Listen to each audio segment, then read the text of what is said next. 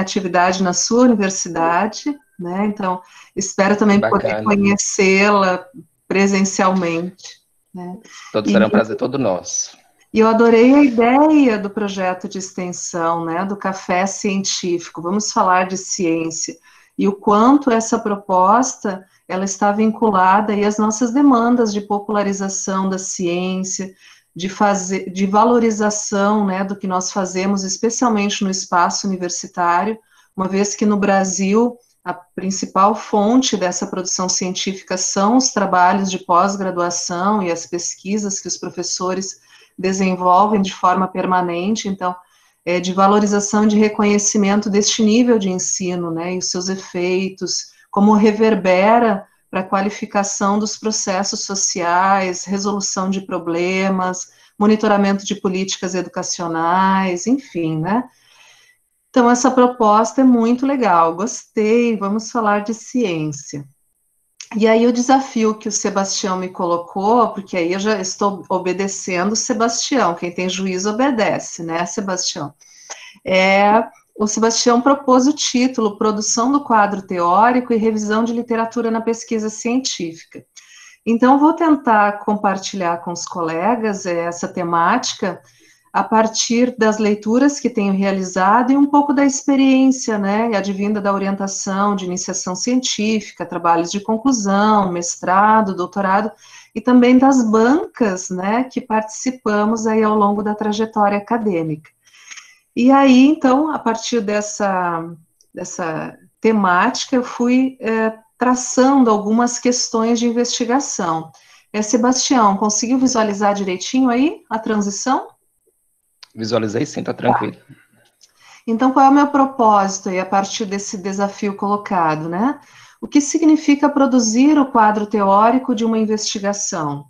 Quais as finalidades desse quadro teórico?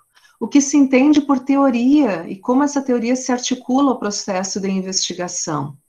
Por que fazemos revisão de literatura na pesquisa científica? E como organizar essa revisão de literatura, né? E como se articula a revisão de literatura e o quadro teórico.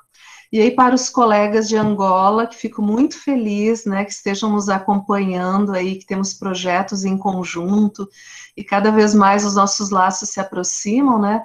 Em Angola, os colegas utilizam muito a expressão investigação. Já no Brasil, nós falamos muito de pesquisa, né? Então, por favor, tomem como sinônimos aí as duas denominações. Então, buscando responder a essas perguntas, o que nós encontramos na literatura da área? Várias denominações, assim, de referenciais como levantamento bibliográfico, revisão de literatura, revisão bibliográfica, estado da arte, revisão sistemática, revisão integrativa, síntese de evidências qualitativas, temos meta-análise, análise integradora, várias denominações, né? E aí, por que aparecem tantas denominações? Que é importante a gente ter esse entendimento. A educação, ela é uma área de natureza interdisciplinar, então nós nos apoiamos em pesquisas da área da psicologia, da sociologia, antropologia, filosofia e outras tantas áreas, né? Então, por decorrência, nós também sofremos influência dessas áreas, né? E isso faz com que também tenhamos essa pluralidade, né, que decorre também, por outro lado, das nossas matrizes teóricas, dos nossos paradigmas que orientam o nosso pensamento e a cultura científica da área. Então, há uma diversidade muito grande. Então, para os colegas que estão em processo de construção, aí, que nos acompanham em processo de construção da tese, dissertação, ou do seu TCC, que seja, né, vocês vão encontrar diferentes denominações e autores que, às vezes, para uma mesma denominação, descrevem um outro entendimento. Então, por isso também, sempre nos nossos trabalhos, como quando elaboramos as questões metodológicas, nós dizemos, a partir do ponto de vista de quem eu construo o estado da arte, porque há diferentes sistemáticas para a construção, né? Isso, então, ele é bem polissêmico, bem diversificado esse entendimento. E eu trouxe alguns elementos que talvez sejam convergentes em relação a revisão bibliográfica e de literatura. E aí eu trago, ontem à noite, que eu estava preparando o material, estava pensando nessa questão do que significa a revisão, né? E aí eu trago uma construção do Edgar Morin, ele tem no livro O Método 2, A Vida da Vida, e ele traz a potencialidade do prefixo re, né, do ponto de vista epistemológico, quanto ele é potencializador. E a gente pensar, o que significa revisão de literatura? Significa uma outra visão acerca da literatura produzida, uma retomada, né? Então a gente pode colocá-la como uma repetição, como um reler, um voltar a revisitar um material escrito que nos serviu de referência, né? E aí, interessante que não é uma repetição tal e qual, porque quando eu retomo um texto, eu, como leitor, já estou diferente, eu tenho outros interesses de investigação. Então, isso me permite fazer uma revisitação a partir do que hoje me é referente. Então, uma revisitação contextualizada, situada, a partir da minha necessidade como pesquisador, né? Pode ser entendido como um reforço, né? Como um revirar, voltar para o texto e olhar para as suas minúcias, como um recuo também, essa revisão, no sentido de retornar, voltar ao ponto de partida, reiniciar, porque às vezes eu posso não ter entendido, especialmente quando nós temos produções bibliográficas mais extensivas, eu preciso ter um bom entendimento, às vezes, do ponto de partida que desencadeou aquela produção, né? E às vezes, se eu perco essa referência do contexto inicial do autor, eu tenho que revisitar a obra, retomar, né? Então, a revisão de literatura tem essa ideia, né? De repetição, de reforço, de recuo, de retomada. E aí aqui eu estou assumindo revisão de literatura como sinônimo de revisão bibliográfica, tá? Vocês podem encontrar autores que distinguem uma denominação e outra, eu estou considerando aqui como sinônimo. Então, toda revisão de literatura sugere certos padrões gerais que envolvem o coletar informações, o selecionar fontes de dados, né?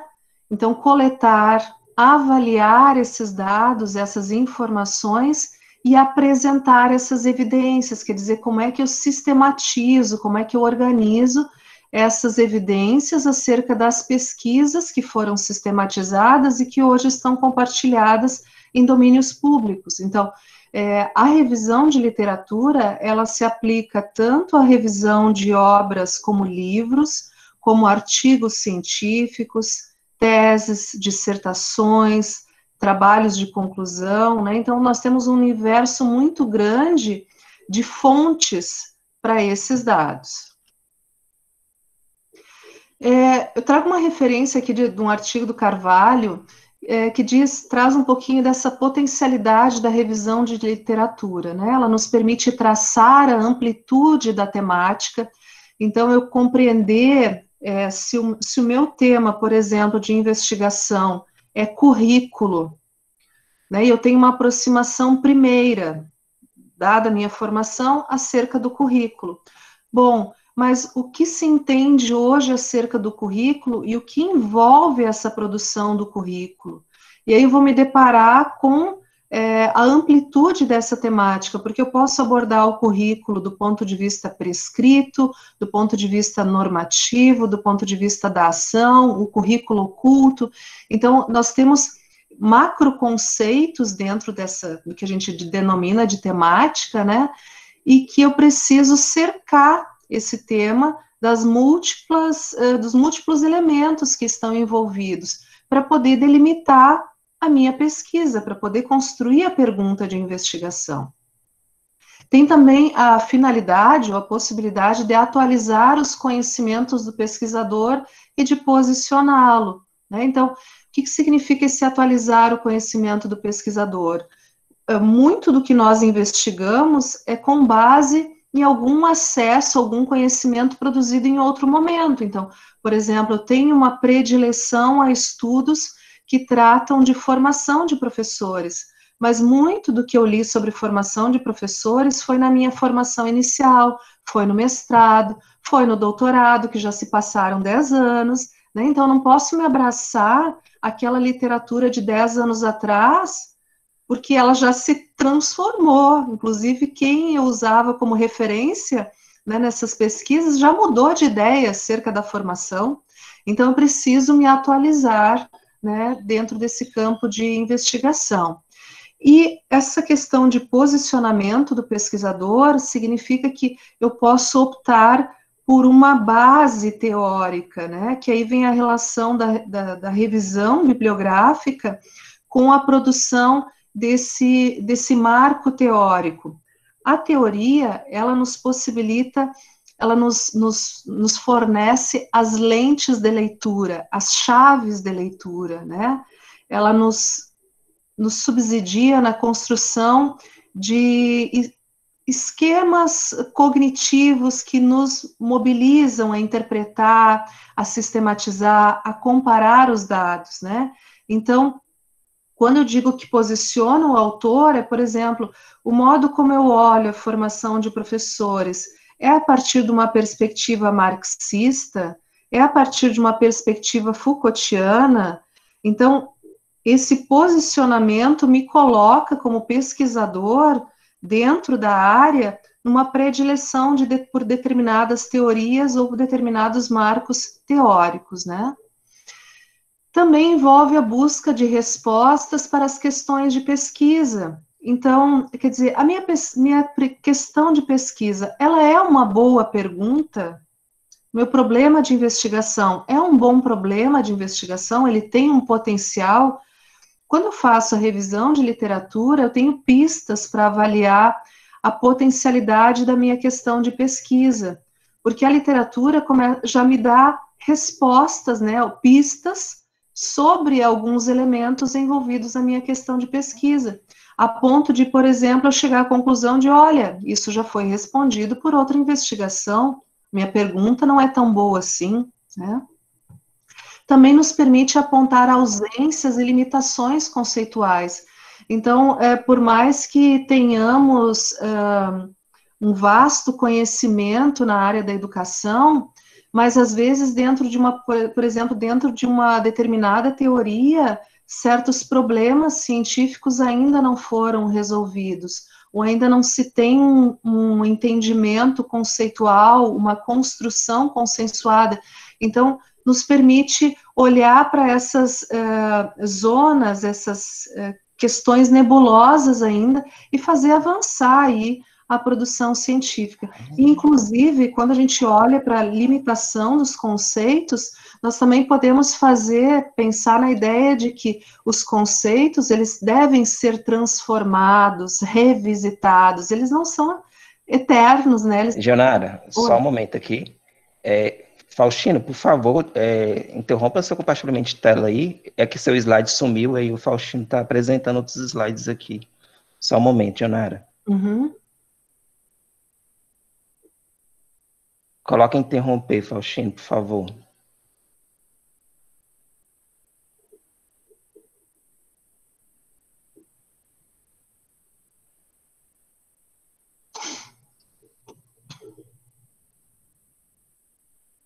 Eu vou tentar compartilhar de novo, Sebastião.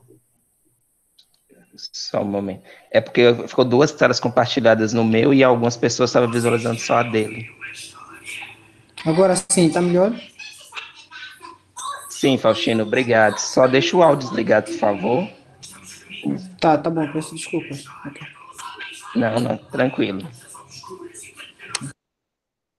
Bom, então, nós podemos acompanhar essas ausências ou limitações conceituais, né, principalmente quando nós trabalhamos com a elaboração de teses ou mesmo com artigos científicos em que nós temos a intenção de fazer um adensamento teórico e conceitual mais ampliado. Também nos possibilita tratar de maneira crítica o objeto de estudos, né, de se posicionar acerca do que nós temos já produzido em uma determinada área do conhecimento. Também justificar a delimitação do meu objeto de estudos, né, a partir do que está ausente na literatura educacional, nesse caso, né, por justificar o recorte da minha investigação. Também é possível tratar dessa abordagem da problemática. Então, eu posso ter um tema de investigação que já foi exaustivamente tratado, mas não a partir de uma abordagem construtivista, ou não a partir de uma abordagem da complexidade. Continua sendo o mesmo tema, mas como eu vou olhar para este tema, como eu vou buscar a construção do objeto e sua análise, é que é o diferencial da abordagem. Também Gil, volta novamente sua apresentação, por favor. Ok. Deixa eu interromper. É porque, como eu sou administrador, aparece uma outra tela para mim, eu acho que o pessoal não está conseguindo visualizar o slide. Tá, peraí. Só confirma para mim, pessoal, no chat, se foi a configuração.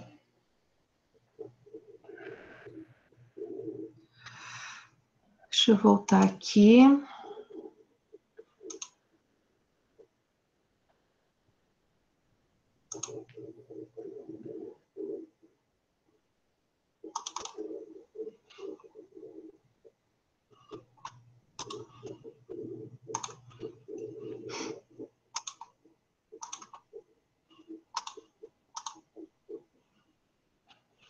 Conseguiu visualizar, Sebastião?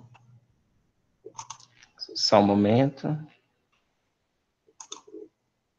Sim, aqui deu ok. Tá. Podemos continuar. Tá bem. Então, nos possibilita também discutir os resultados da pesquisa, né? Essa ideia de que toda a revisão bibliográfica ou revisão de literatura, ela tem a vinculação com a delimitação da minha pergunta de pesquisa, com o objeto da investigação, e por isso também ela me serve como um recurso de diálogo na análise dos resultados da investigação, na análise dos dados da pesquisa. Então, a revisão bibliográfica, ela transversaliza todo e qualquer trabalho de investigação científica. É uma condição inerente à produção científica, né? Então, a revisão de literatura ou bibliográfica deve estar a serviço do problema, pergunta de pesquisa, orientando os caminhos da investigação até a interpretação dos dados. E eu trago aqui, com referência a Carvalho também, selecionei 3 terminologias para compartilhar com vocês. Nós podemos ter uma revisão bibliográfica ou de literatura vinculada a estudos de escopo, né? E aí esses estudos de escopo, eles têm uma visão mais generalista, assim, para apresentar a amplitude do tema. A revisão de literatura tradicional ou narrativa, ela traz uma sumarização de dados advindos de publicações e onde a gente tenta conciliar um pouco dos pontos de vista dos diferentes autores, só que a gente faz isso operando com base na nossa subjetividade, né, na nossa interpretação, que é o mais corrente, o que a gente mais encontra por aí.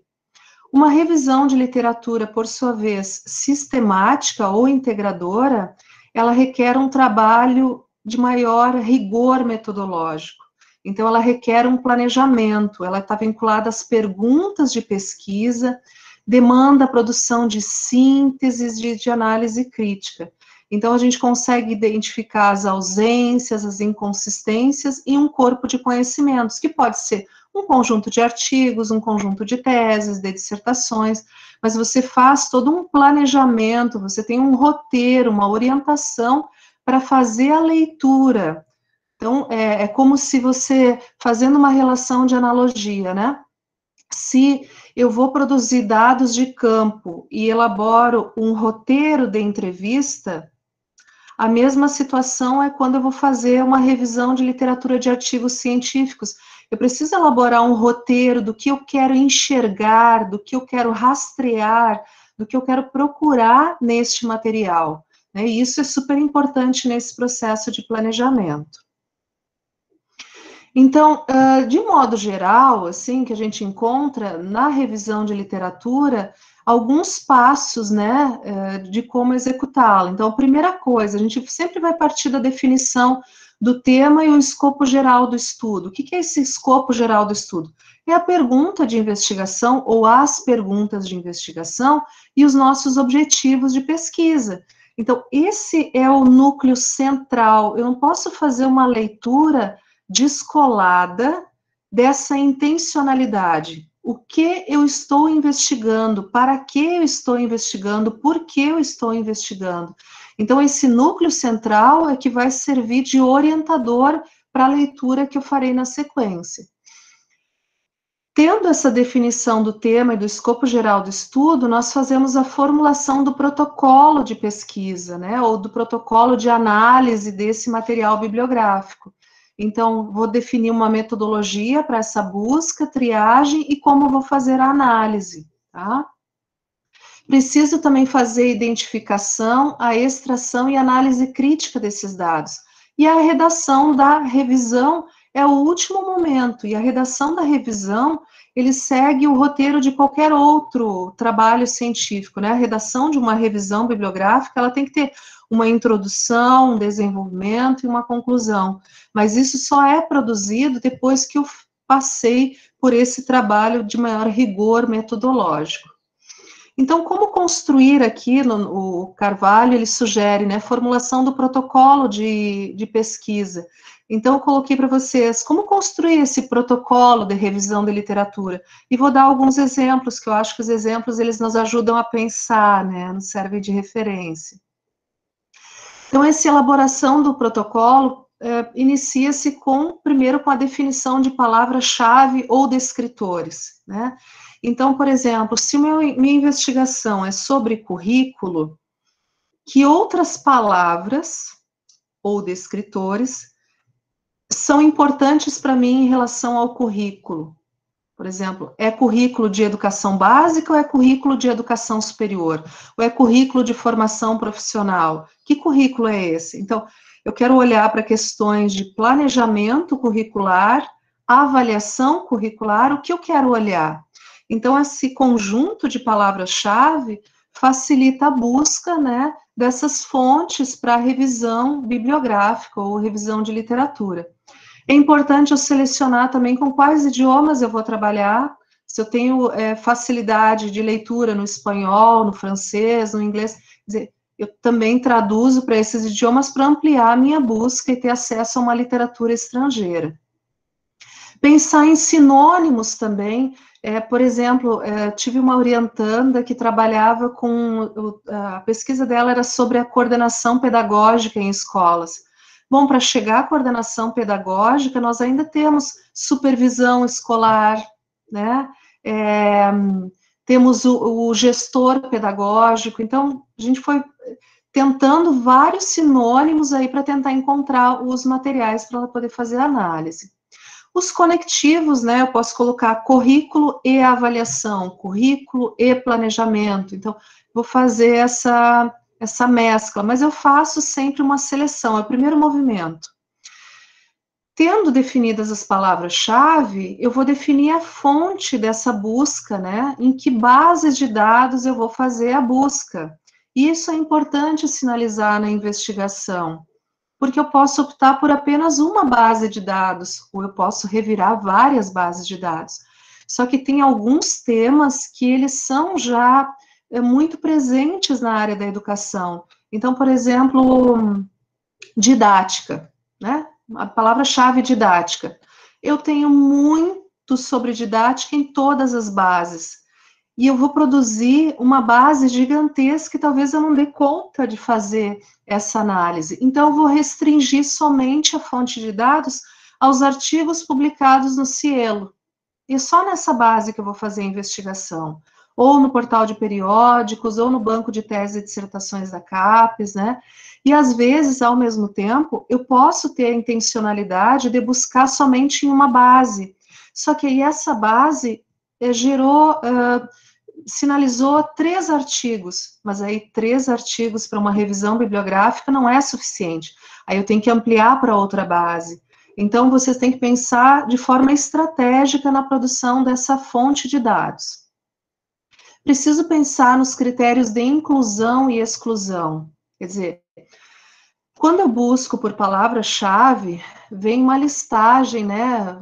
Colocar exemplo, desenvolvimento de competências, eu estou estudando competências e habilidades, mas vem competências e habilidades do administrador, na enfermagem, e eu estou olhando para competências e habilidades do professor, é essa a minha intenção.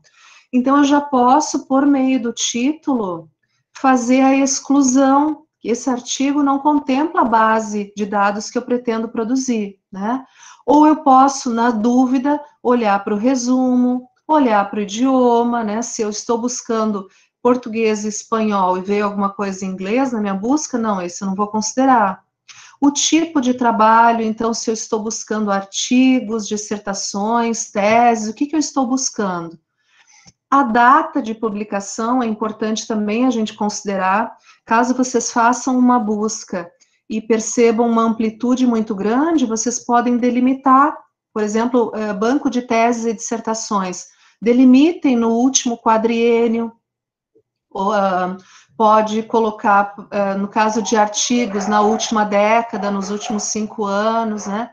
E é importante também nesse critério de inclusão e exclusão, avaliar se o documento ele é de acesso público, porque isso também é um item de exclusão, né? Então, quer dizer, eu identifiquei o artigo, só que ele está numa base de dados que é paga, um periódico pago, então eu não consigo acessar o documento. Então, tudo isso vai delimitando e restringindo, né, essa minha base de dados. E aí eu tenho o 4º ponto, que é a forma de avaliação.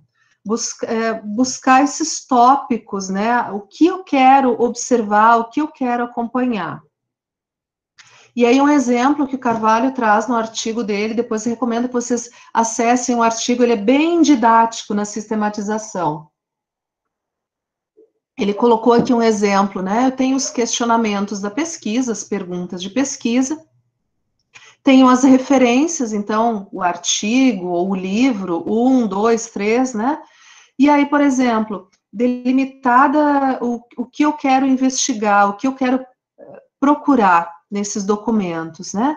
Ele aborda a primeira questão de pesquisa, aborda a segunda, a terceira, a quarta questão de pesquisa, então eu faço uma triagem, e isso pode servir, essa primeira triagem, que é uma primeira leitura exploratória, pode servir como base para eu delimitar quais são os documentos que serão incluídos nessa minha revisão de literatura ou serão excluídos, né? Aí, numa segunda releitura, eu posso, inclusive, trazer, por exemplo, em relação, que é o exemplo B que ele traz aqui, naquele questionamento de pesquisa, o que aquele título 1, aquele artigo 1, né, ele responde em relação à minha pergunta de pesquisa. Então, eu posso fazer um breve resumo, posso trazer aqui uma citação que é muito pertinente e que eu posso vir a utilizar depois, mas eu faço uma ficha de leitura, uma ficha de acompanhamento, e é com base nessa sistematização que eu vou produzir o texto da análise bibliográfica, né? Então, ela não saiu de um simples fichamento, ela saiu de um processo mais rigoroso de organização. E aí eu trago para vocês um exemplo também, esse que eu desenvolvi com os colegas que Sebastião conhece muito bem, né, a professora Kátia Devec, lá da UNB, professora Marildo Trevisan, da UFSM, em que nós fizemos um estudo de teses em educação. Isso já faz alguns anos, mas era o exemplo que eu achei que podia trazer para vocês aqui neste momento. E tem esses 2 artigos publicados que foram decorrentes desse processo de análise, né, de revisão bibliográfica. Então, quais foram as perguntas de investigação que nos orientaram na época, né? Nós queríamos saber quais eram os problemas que movem os estudos de tese no campo da formação de professores. A gente queria olhar para as teses, então não era para artigos, dissertações, só para as teses que tratavam de formação de professores. quais as intencionalidades anunciadas por esses problemas, quer dizer, o que as pessoas pesquisam sobre formação de professores? Que sugestões práticas emergem das conclusões dos problemas investigados, né? A gente sabe que temos muitas dificuldades, muitos desafios em relação à formação de professores. E o que essas teses estão sugerindo para superar, né, esses dilemas da formação? Que relações com o conhecimento as pesquisas em educação no Brasil estão abordando? Que paradigmas epistemológicos e educacionais estão presentes no campo da formação de professores? Como articulam-se teoria e prática em cada uma dessas abordagens, né, ou desses paradigmas? Então, essas perguntas é que orientaram a nossa investigação. E aí, com base nisso, nós delimitamos a investigação ao banco de tese e dissertações da CAPES, que na época a gente trabalhava ainda com um triênio de avaliação, então nós pegamos 2007 a 2009, e nós analisamos 49 teses. Então, fizemos o fichamento de 49 teses. E aí, por que era importante ter um protocolo de leitura? Vocês imaginem, eu tenho uma predileção a estudos da complexidade. A professora Kátia tem uma predileção a estudos habermasianos. O professor Amarildo tem uma predileção a estudos habermasianos e outros mais. Então, quer dizer, cada um de nós olha para o fenômeno formação de professores a partir do que lhe é significativo, mas a gente precisava produzir um texto que tivesse a perspectiva dos três pesquisadores. Então, a gente precisava de pontos de convergência, né?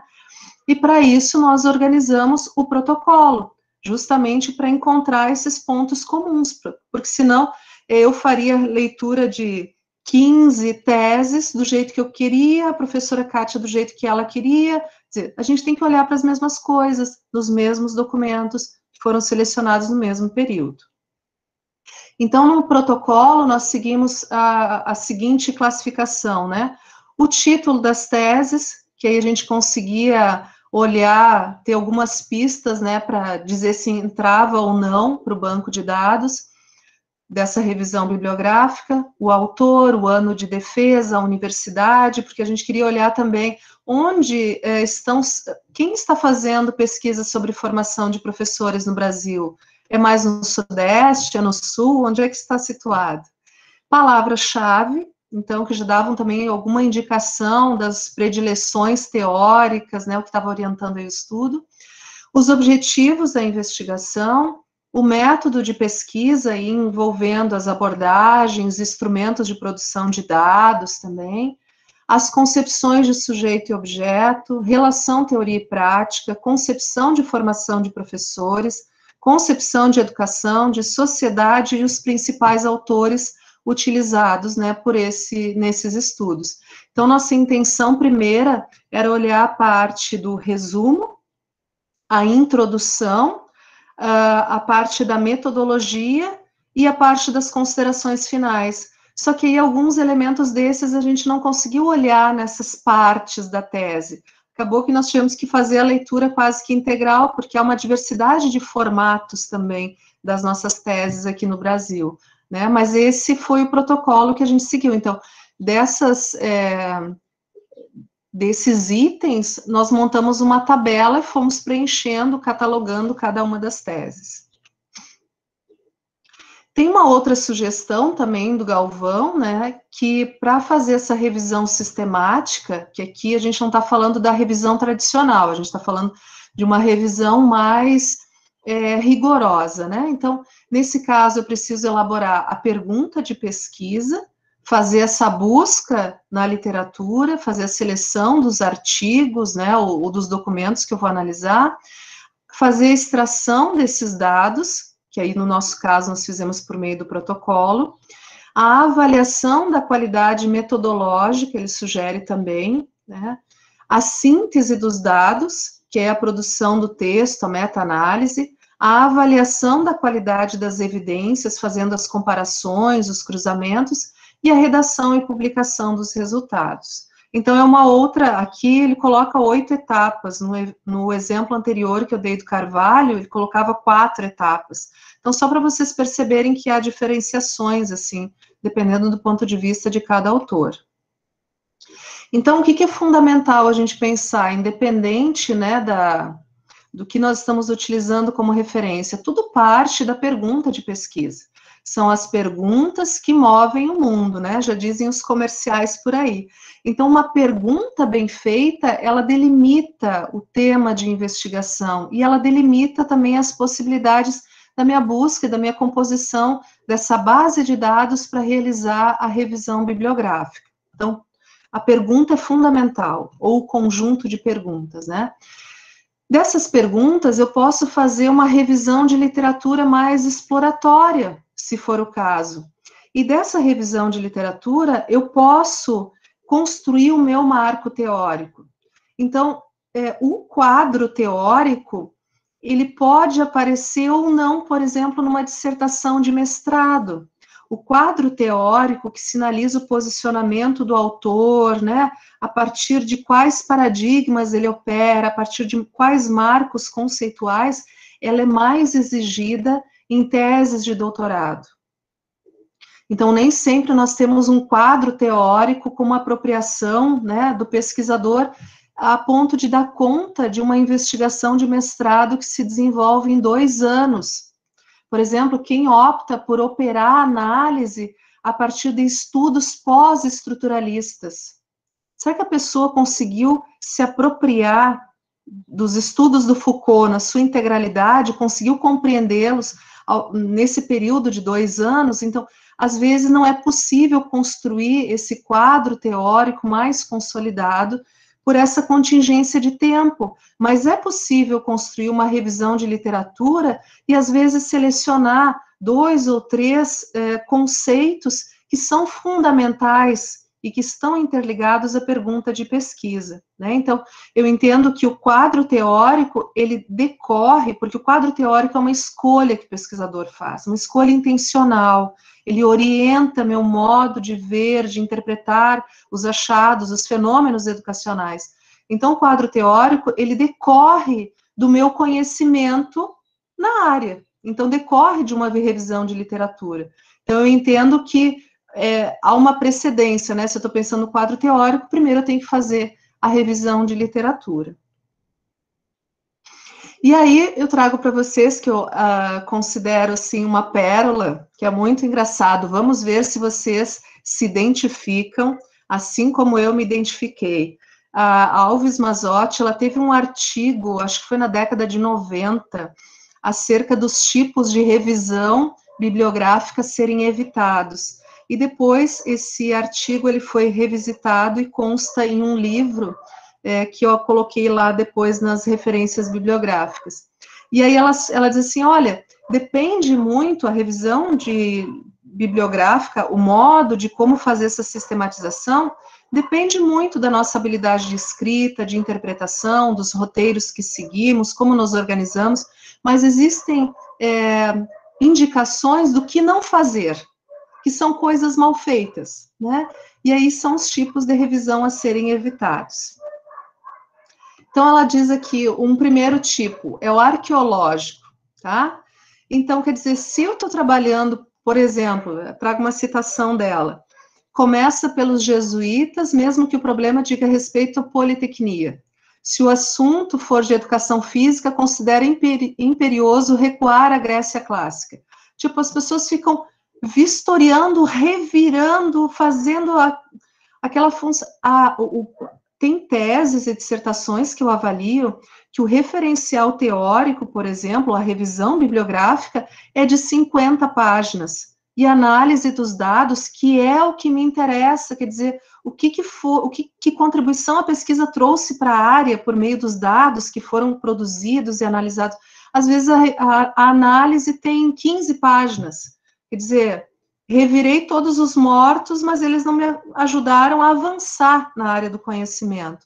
Então, nem sempre eu preciso fazer esse recuo histórico. Se eu quiser fazer uma avaliação de tendências, de marcos teóricos, né, de paradigmas na evolução do conhecimento, aí tudo bem, o trabalho arqueológico é parte. Mas se não tenho essa intencionalidade nos meus objetivos, eu não preciso estar voltando, né, ao passado tão distante. Um outro modelo a ser evitado, que ela denomina de patchwork, né, colagem de conceitos e autores sem um fio condutor, estudos arrolados sem comparação, análise ou crítica. Então, eu digo que o professor Catito diz tal coisa, a professora Gianara diz tal coisa, a professora Domingas diz tal coisa, Sebastião outra coisa, mas, tipo, não tem um fio condutor, um está falando de currículo, outro de planejamento, outro de avaliação, e aí é aquele texto que você não sabe aonde a pessoa vai chegar, né, uma colcha de retalhos. Esse eu gosto muito, né, que às vezes eu fico chateada, porque eu li 20 páginas pensando que era esse o projeto de investigação. Aí depois eu descubro que não era nada disso, né? Que é o que ela denomina suspense. Então não se sabe onde o autor quer chegar, qual a ligação entre os fatos e o tema de estudo, né?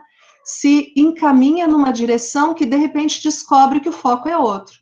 Então, foi trazendo várias discussões, e você pensa, não, o estudo é sobre formação de professores, mas aí coloca questões de gestão, questões de política educacional, parará, chega lá no final, o estudo é sobre a avaliação.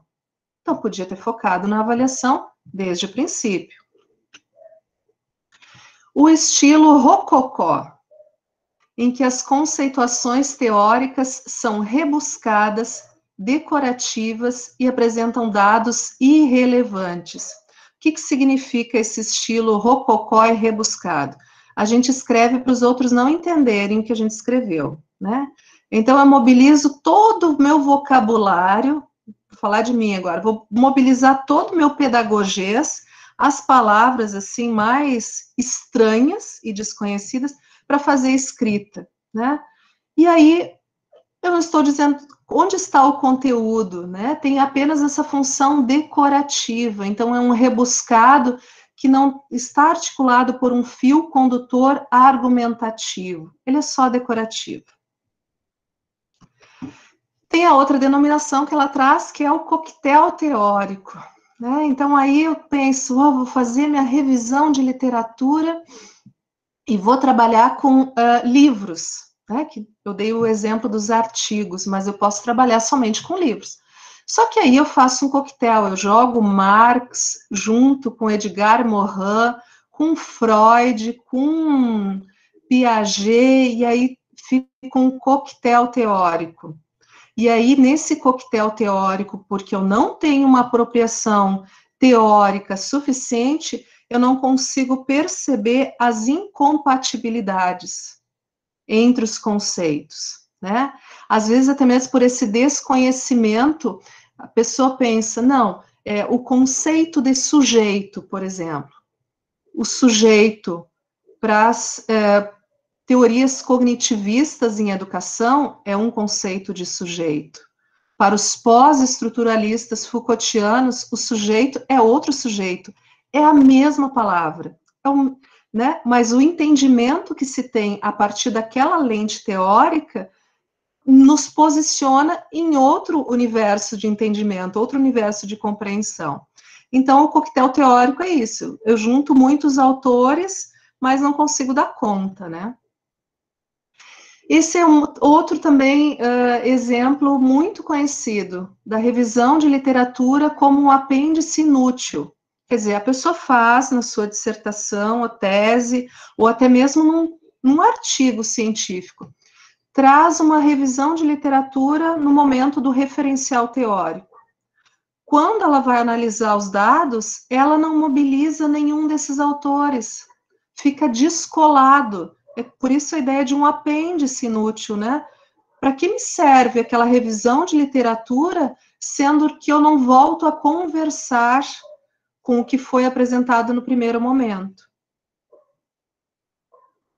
O cronista social, esse também é muito bacana, né? Eu cito autores coringa que estão na moda sem a devida apropriação, né? Então, na área da educação lá, eu vou citar o Nóvoa, vou citar o o P. Renault, que está discutindo competências, que é uma sumidade na área, né, nesse tema das competências e habilidades, mas eu não fiz a leitura de nenhuma obra dele, eu não tenho essa construção, mas eu lanço ali para dizer que, né, ele fica avulso no texto.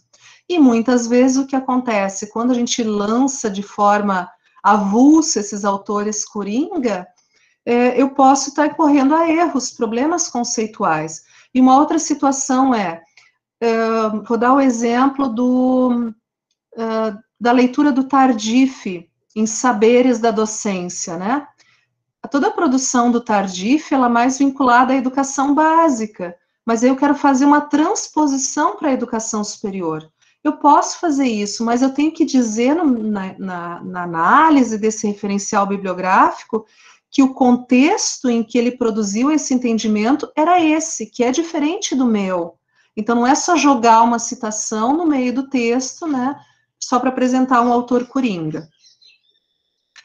Esse é um outro modelo, né, uma outra constatação, em que o autor garante o anonimato das fontes, né? Isso é muito comum e até uma influência lá das ciências da natureza, da impessoalidade, né?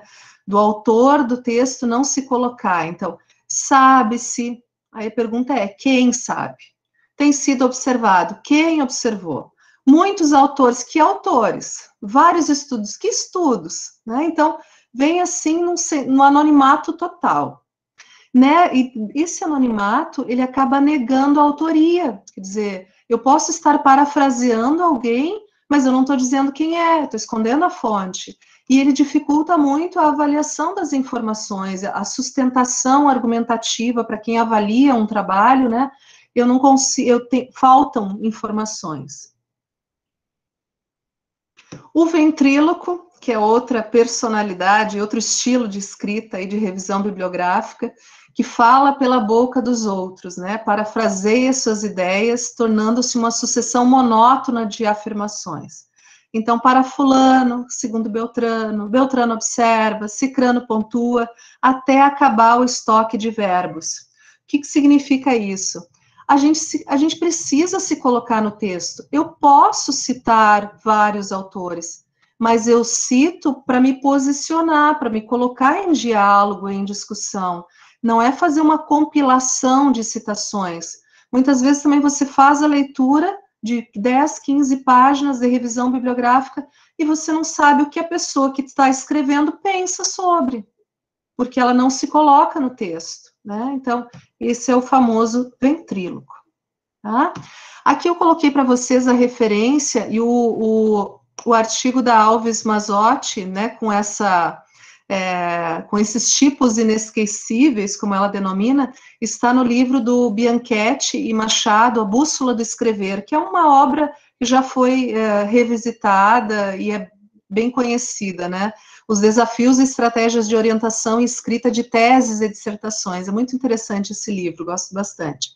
E aí estão as nossas referências, e eu abro agora para a nossa conversação, assim, a partir do que consegui compartilhar com vocês. Muitas questões e outras, né, tem aí que ficaram pendentes, mas também para não me alongar e ouvi-los um pouco. Jonara? Oi. Vamos lá, então. Voltou. Então, muito obrigado pela exposição. Falar igual a Fabiana falou, que eis o papel do orientador neste momento, né? Quanto a gente apanha para aprender isso no começo do que fazer pesquisa, né? E aí, eu só queria fazer uns comentários com você em relação a esse material que você produziu, né? Se você pode disponibilizar os slides para o grupo. Sim, posso. Tá? Uhum. Já tem gente me mandando aqui no WhatsApp, Sebastião, pede elas os slides. Sim, mando, claro. E aí, quem assinar a lista de frequência, automaticamente recebe esse material, tá? Então, quando eu passar o link aqui da frequência, e todo mundo assinando, já na jornada disponibilizando, eu passo o material para vocês. Uhum. Em relação à proposta, isso é uma demanda, até mesmo da minha prática enquanto professor e orientador, em relação à busca desse material para os alunos iniciar um projeto de pesquisa, né? Uhum. E aí ele sempre fala, professor, eu posso usar o texto que a professora X usou na disciplina Y? Eu falei assim, se ele conversar com o seu tema, sim, mas a gente tem que fazer ainda uma base, uma revisão epistemológica. E aí, quando você falou do Marx, do Morin, eu lembrei da Kátia com Habermas,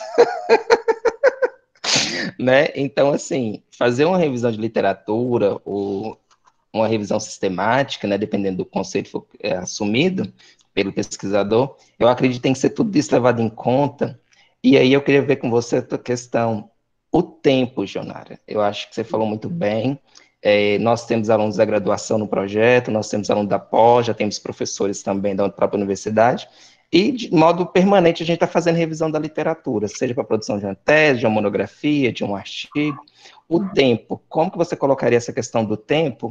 E depois eu abro para as outras perguntas que já estão aparecendo aqui no chat, por favor. Tá bem.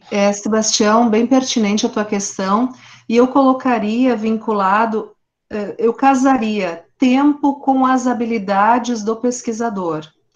Então, por exemplo, o nível de exigência para uma iniciação científica, obviamente, é diferente do nível para uma dissertação, para uma tese, para pesquisadores que já são doutores. Você já tem habilidades de leitura, escrita, sistematização mais organizadas, mais consolidadas, né? Então, quando você vai fazer uma revisão de literatura em iniciação científica, por exemplo, você tem que pressupor que o estudante nunca fez, por mais que ele tenha feito a disciplina de metodologia da pesquisa, mas às vezes a metodologia da pesquisa ela comunica o como fazer, ela não ensina o como fazer. Então eu como orientador eu já digo, olha, você vai entrar nessa base de dados, nesse endereço eletrônico, você vai usar essas palavras-chave, que são os descritores, e aí você vai baixar todos os artigos que você encontrar. Ok. Aí na próxima reunião lá de iniciação científica, professora, tem 25 artigos aqui que eu baixei. Bom, agora você copia para uma planilha de Excel todos esses títulos. Vamos colocar lá os títulos. Qual é a nossa pergunta de investigação? Qual desses títulos você acha que tem relação com as nossas perguntas? Então, você vai fazendo como orientador o passo a passo, né? Migalha por migalha, para fazer essa construção. Diferente, por exemplo, da orientação de um doutorado, em que pressupõe-se, né, se bem que não dá para pressupor muita coisa, porque às vezes as pessoas fizeram outro tipo de estudo no mestrado, ou não tiveram iniciação científica, assim, e também precisam dessa assessoria, então por isso que é importante eu conhecer as habilidades do pesquisador, né? E aí o tempo que você colocou, eu sempre costumo pensar assim, no caso do mestrando, essa revisão de literatura, eu vou definir um tempo para ela ser realizada, é um semestre, um ano, e aí eu faço esse levantamento das principais referências que eu vou utilizar. Claro que não se esgota aí, mas é meu ponto de partida, porque se ele ficar vasculhando, eu já estive orientando que queria fazer a revisão bibliográfica ad eterna, e não concluía nunca, porque sempre tem mais, você tem que dar um basta, você tem que dizer chega, entendeu? Então, eu acho que um bom tempo, assim, para mestrado até um ano você fazer essa escolha de quais pessoas você vai conversar para fazer o seu estudo. É isso, no final das contas. Quais são as ideias dessa conversação, né? Para você poder fazer essa delimitação, porque senão corre o risco também da pessoa ficar mudando de tema, de pergunta de pesquisa, né? E ela não consegue concluir. E já numa tese, o que a gente costuma pensar sempre? Que é preciso construir esse referencial teórico, o marco teórico, ele é tão importante quanto o referencial bibliográfico aí que eu vou utilizar.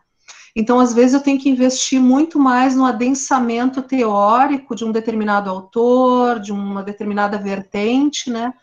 E a revisão de literatura, ela vai mais sustentar a pertinência da pesquisa, os limites da pesquisa que já foi realizada por outras pessoas. Então, tem uma intencionalidade um pouco diferente aí. Compreendi. Jonara, tem uma pergunta aqui da Rosilene que diz assim, quais as principais bases de dados da educação? Eu acho no caso de fazer pesquisa, né? Uhum. Então, é, as principais eu vou falar do meu ponto de vista, assim, que a gente utiliza muito nas orientações aqui no programa de educação e educação em ciências. Nós utilizamos muito o Cielo, o banco de teses e dissertações da CAPES. Depende aí, porque a questão toda também, depende o que em educação você está investigando, porque tem, por exemplo, pesquisas que são na interface com a saúde ou com a psicologia, que você tem outros bancos de dados próprios da área da psicologia que você encontra muita coisa que pode ser importante para o seu estudo, né? Mas eu diria que a gente começa com Cielo e banco de teses e dissertações.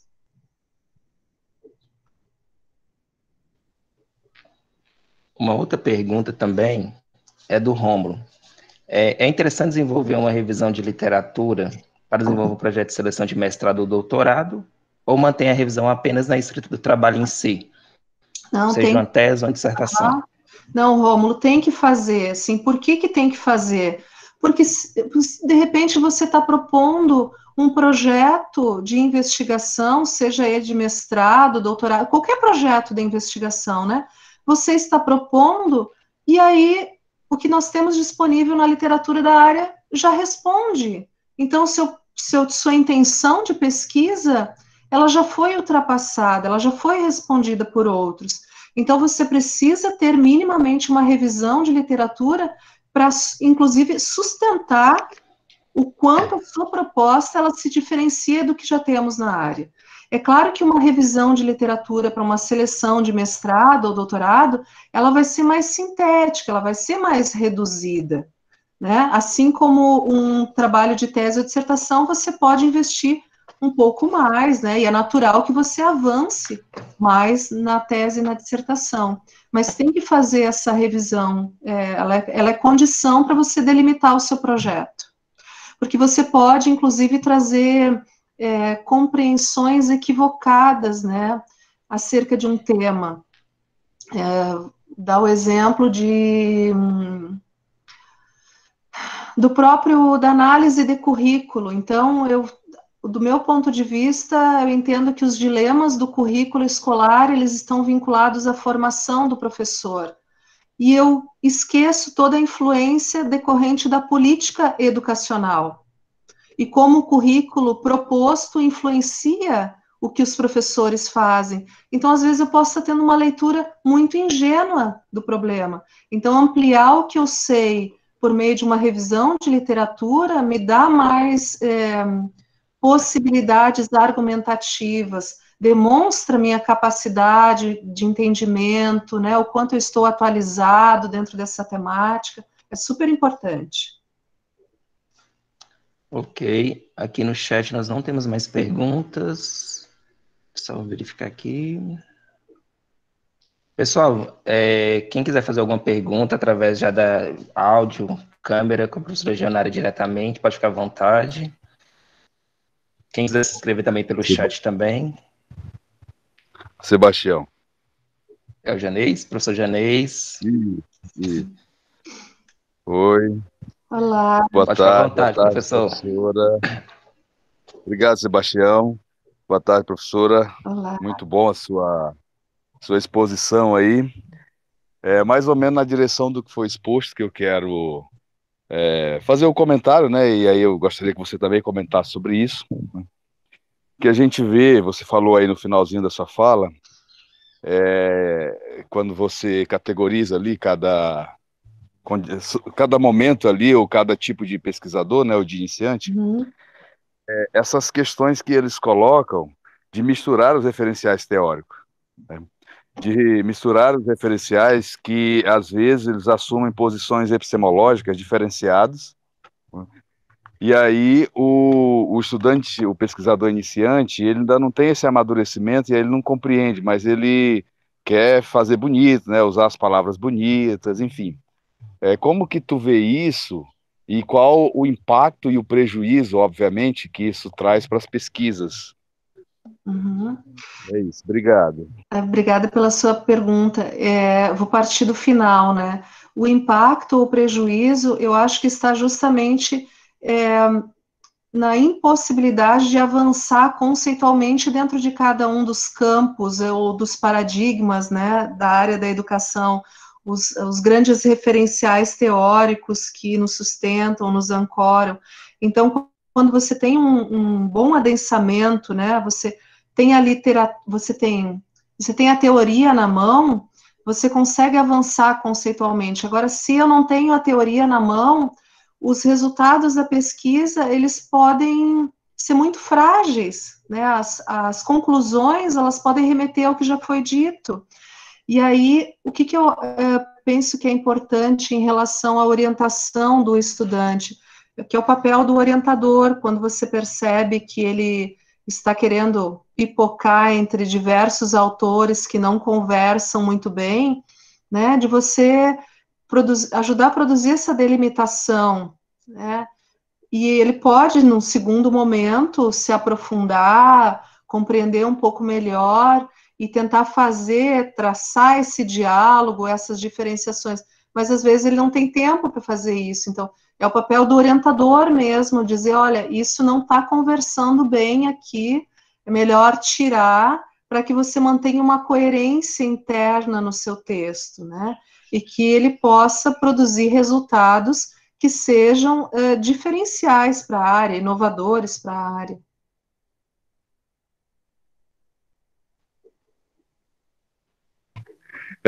Professora, só complementando aí, ainda mais porque a gente vê surgindo muitas linhas de pesquisas, e aí tem essa influência, né, esse impacto aí.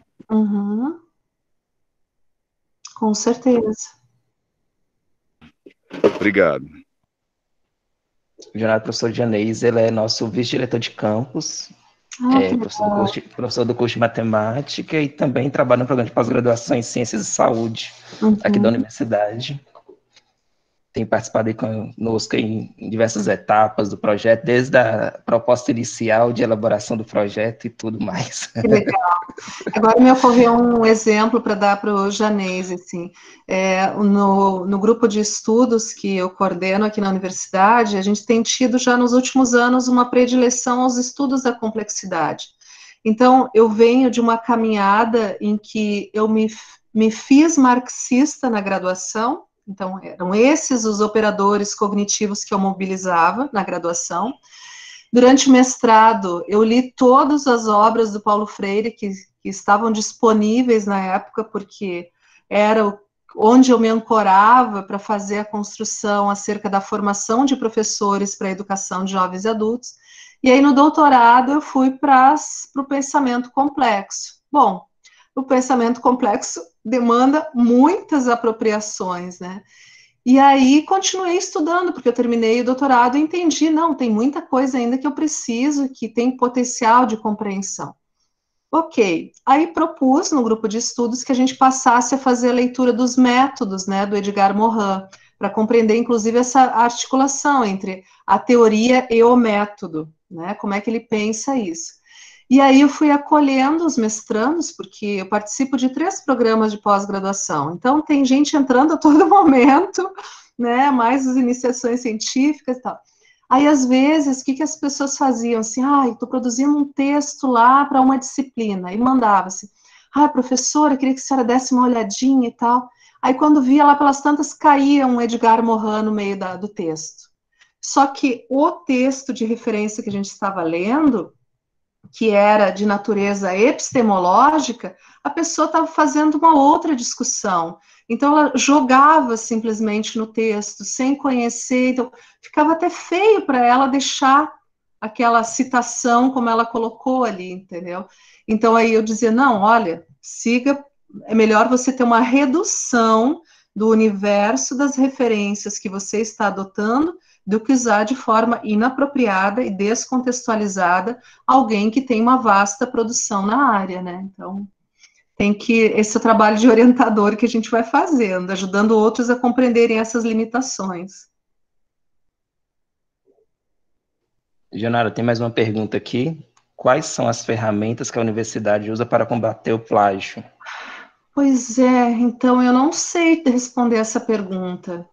Eu sei que tem alguns aplicativos que são utilizados, assim, eu não sei, Sebastião, se você tem informação sobre essas ferramentas, assim, porque eu não me preocupo tanto com a questão do plágio. Eu conheço, quando a gente inicia o processo de orientação, eu sempre peço para os meus estudantes, manda uma página, até tal data. Quero ver 5 páginas até o final do mês. Tipo, é construção progressiva. Eu nunca recebo um texto final. Eu sempre acompanho em processo. Então, ao acompanhar em processo, você já conhece o estilo da escrita, as limitações dessa escrita. Então, se, por exemplo, eu recebo um parágrafo sem um erro de crase, sem um erro de vírgula, sem um erro de nada, eu já desconfio. Então, eu nem utilizo ferramenta. Eu já sei que tem alguma coisa meio estranha, É entendeu? muita perfeição, né? Foi a primeira Então, versão. mas Edson, é porque eu acompanho toda a execução que eu consigo monitorar essa autoria do estudante, sabe? Então, eu particularmente, como orientadora, eu não me preocupo muito com essa questão do plágio, até porque ele tem que seguir as perguntas de pesquisa que ele definiu. Então, às vezes, lá num determinado texto, ele pode até ter uma ideia interessante, mas ela não conversa totalmente com o que ele está escrevendo, né? E essa articulação é feita pelo próprio autor. Então, eu não sei dizer quais são essas ferramentas. Não sei se você tem conhecimento, Sebastião.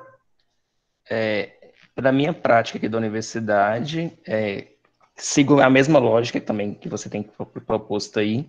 Quando o texto é muito perfeito e você pede uma primeira versão e já vem numa linguagem mais rebuscada, você percebe a própria escrita do aluno dentro da faculdade, você já começa a perguntar se realmente aquele texto é dele, né? E os alunos, eles têm muito bem muita questão da autoria, né, a textual. E aí eu utilizo muito o Plagium, que é um programa, ele é pago, mas tem uma versão gratuita dentro do limite de caracteres, que dá para você enviar parte do texto, não tem como você enviar o arquivo. A versão paga tem como você enviar o arquivo sim, e aí ele faz uma busca em todos os dados, tanto no Brasil quanto internacional. E ainda tem um diferencial pela questão do idioma. Você foca só para a língua portuguesa, para o inglês, para o espanhol, então tem diversos filtros, né? Os meus orientantes, eu peço sempre, antes de mandar o texto para mim final, e até para a defesa, passa no plágio, vão verificar se tem algum índice de plágio aqui no trabalho, né? Mas geralmente é quando eu acompanho muito o texto do aluno, então é essa devolutiva mesmo que você falou, né? Você conhece o percurso do aluno, né? Então é bem complicado mesmo a gente falar assim, não, mas seu texto tem plágio, mas você acompanhou todo o trabalho, então você sabe se foi ele ou não, de fato, né? Para você ter ideia, assim, eu tenho orientado muito aqui as teses e dissertações no formato de artigos. Então, não são teses e dissertações naquele formato tradicional. E aí, por artigos, por exemplo, cada artigo de 20, 25 páginas, eu chego a fazer 8, 10 leituras para acompanhar, desde o momento da delimitação até o final. Então, claro que você vai tendo essa percepção aí, né, do estudante. Eu vou colocar no chat aí um link para quem quiser ter interesse também desse verificador que eu utilizo. E algumas revistas também agora já estão solicitando, antes do autor encaminhar o artigo, passar no revisor de plágio, e se tiver 5% de incidência, o artigo é devolvido novamente. Né? Aconteceu isso com orientanda minha, nós passamos no plágio, deu 5%, porém, no programa que eles passaram, deu 7%. E eles pediram para devolver o artigo e fazer uma redação de reescrita textual, na verdade. Isso foi solicitado pelo editor da revista. Eu vou colocar aqui para vocês, só um momento.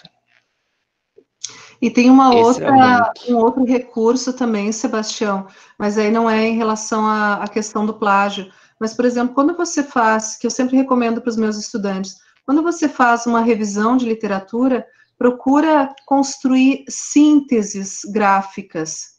Então, eu gosto muito de trabalhar com tabelas, com macroconceitos, fazer um organograma, fazer um mapa conceitual.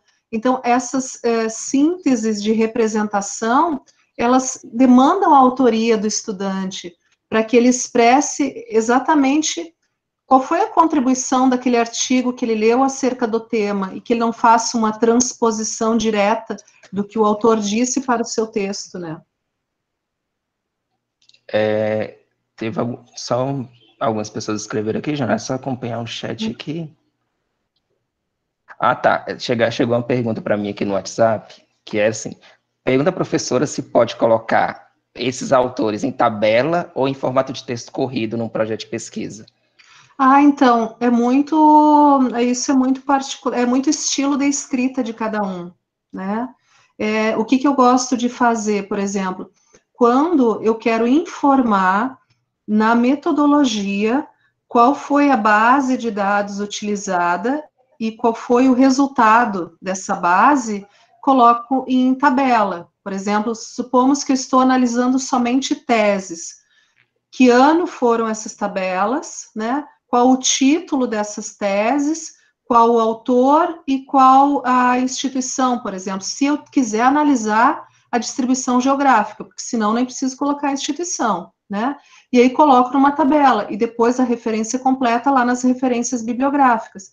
Mas aí é para mostrar o universo, né? Se não, eu posso simplesmente colocar lá nas referências bibliográficas e mobilizar essa seleção numa escrita mais narrativa. Então, as duas formas podem ser utilizadas. Tá. Antes de passar para o Yuri, que ele já pediu fala aqui também, outra pergunta é, eu posso utilizar já de um estado da arte produzido por outro pesquisador no meu projeto? Pode, se tu quiser avançar, né? A pergunta é como você vai utilizar, né, esse estado da arte. Você vai consultar as mesmas coisas que a pessoa consultou, ou você vai dizer assim, no estado da arte construído pelo Sebastião, que foi no período de 2010 a 2015, foi constatado isso. A partir disso, a gente observa que de 2015 a 2020 teve um avanço, depende de como você vai utilizar. Agora, se, por exemplo, quero montar o projeto de dissertação e eu quero sugestão de leituras, eu posso utilizar também um estado da arte que ele já vai me dar, vai me direcionar, olha, tem esse texto sobre aquele outro, eu posso utilizar, acessar as fontes, né, para utilizar. Ele pode ser essa fonte secundária, porque um artigo do estado da arte, ele já é uma fonte secundária, mas eu posso, por meio dele, acessar a fonte primária, quer dizer, onde o autor consultou esses textos. Ok, vamos passar agora para o Yuri. Boa tarde a todos e todas. Professora, a minha dúvida é em relação ao doutorado. Eu sou ainda estudante de mestrado, mas eu fico pensando em relação a como um doutorando ou doutoranda vai fazer a revisão e escolhe o primeiro semestre. Só que daí ele finaliza, chega ali nas conclusões, no que estava escasso ou não, na revisão, só que lá no terceiro ano ou no quarto ano, ele já consegue notar publicações que deveria aparecer inicialmente. Como lidar com isso? Uhum. Então, bem importante, Yuri, a tua pergunta. Ela no caso do doutorado, você faz uma revisão inicial, né? Então, o que eu recomendo sempre é você datar, por exemplo, lá na metodologia, você informa que foi feita uma revisão exploratória nesse período, se você não quiser revisitá-la e complementá-la. Então, isso lá na tua metodologia, isso já te justifica, né, por que você fez só nesse período e não avançou nos 2 últimos anos, nos 3 últimos anos. Quando você informa em que momento foi realizada, é por isso que a gente tem um cronograma de investigação. Então, isso já me permite fazer essa avaliação.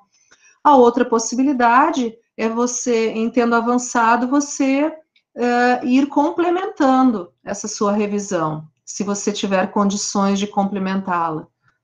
Veja essas duas saídas, assim. Entendi. Muito obrigado. Vamos passar agora para Ruena. Boa tarde, Jonara. Boa tarde, colegas. Seja muito bem-vindo ao Universidade Federal do Tocantins. Tô vendo que já tá até no nosso clima, tá com casaquinho, porque hoje tá bem fresquinho aqui, tá 41 graus só. O clima tá bem agradável. Eu recém tirei meu casaco também. Mas, Jonara, parabéns pela explanação, sempre extremamente didática. Tenho orientando os meus que estão aqui na sala, que já estão me comunicando ali, né? Uma, inclusive, disse que gostaria de ser igual você, né? Nessa calma de explanação ali, que é algo que a gente trabalha já nesses 2 anos de orientação. E aí eu queria ver contigo, né, como que, estando lá na frente da diretoria de pós-graduação, em outros setores que tu já circulastes, né, inclusive como coordenadora também do curso de mestrado em educação, como que vocês estão fazendo para os colegas professores, né, que não querem orientar TCCs, não querem orientar iniciação científica e querem apenas aquele status da pós-graduação?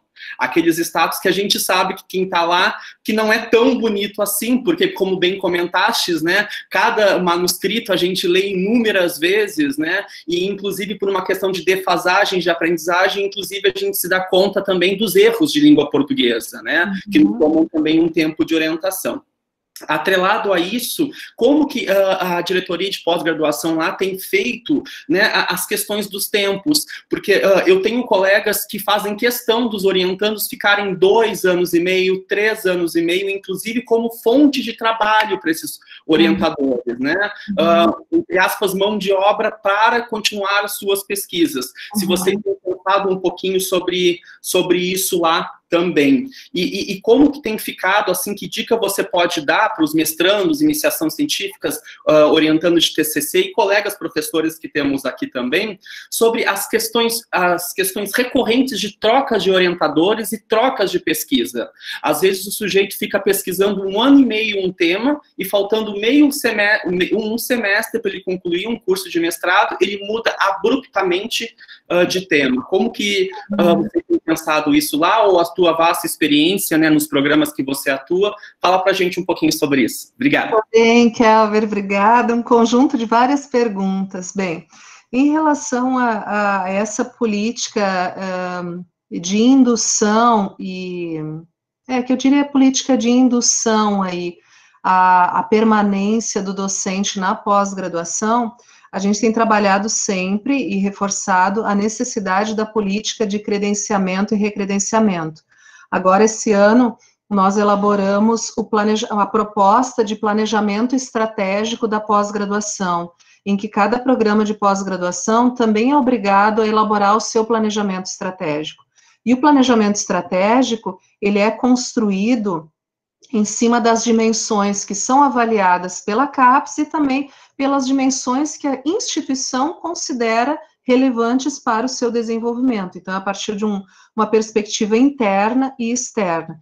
E um desses elementos é justamente a produção científica. Então, para você se manter na pós-graduação, há índices, há níveis básicos, né, de produção científica. Então, para o mestrado, isso varia conforme a área, né, mas você, para o mestrado, deve ter determinado desempenho como docente ao longo de 4 anos, um desempenho X, vamos supor, 3 artigos publicados, mais capítulo de livro, artigos em eventos, e para o doutorado, por exemplo, 2 artigos por ano. Então, cada área, cada programa de pós-graduação define qual é a condição, né, que evidencia a capacidade de orientação desse orientador, porque o pressuposto é muito simples. Como é que eu vou ensinar outros a escreverem, a fazerem pesquisa, se eu não pesquiso? Que aí vem respondendo o que você falava do orientador tendo os orientandos como mão de obra. O que eu entendo? Todo orientador, e essa é uma questão de gestão também da pós-graduação do programa, todo orientador deve ter um projeto que o vincula a uma linha de pesquisa do programa. As pessoas que vão procurar a minha orientação, elas vão ficar nesse macro projeto. Elas têm que ter alguma relação com aquilo que eu faço e investigo. Então, eu terei a minha produção científica decorrente da atividade que eu desenvolvo com os meus orientandos e daquelas que eu desenvolvo sozinha, com outros colegas de outras instituições, mas o que eu quero dizer é, eu preciso ter a minha vida de pesquisador como docente universitário, e eu posso ter a minha vida de pesquisador com os meus orientandos. São dois movimentos. Eu não posso só ficar sustentada pela pesquisa dos orientandos, até porque, inclusive, na plataforma Sucupira, você não cadastra projeto de orientando, você cadastra o projeto do professor. No currículo Lattes, você cadastra o projeto do professor, né? Então, é importante separar isso e afirmar que o pesquisador, para estar na pós-graduação, não é... Eu entendo que não é todo docente que desenvolveu, por mais que ele tenha, talvez, o seu doutoramento, né? Mas não é todo docente que desenvolveu as habilidades de orientação. Às vezes ele pode ser um bom pesquisador, mas ele tem dificuldades de ensinar outros a pesquisarem, né? Tem essa questão. Então, eu preciso também conhecer qual é essa potencialidade, quais são as minhas limitações, qual é o meu projeto de vida como docente, como profissional da educação superior. Essas são questões bem sensíveis, assim, que você traz. E essa troca de orientação, aqui a gente não tem até tanto problema em relação à troca de orientação, mas em relação à troca do tema, uma das soluções que a gente tem é a definição que a CAPES não exige, mas eu acho que é super potencializador, é você ter a qualificação, né, no meio do mestrado e no meio do doutorado. Então, a qualificação, ela já indica o que você está investigando, ela já é avaliada, você já tem sugestões para o andamento, você já tem uma regulação em processo.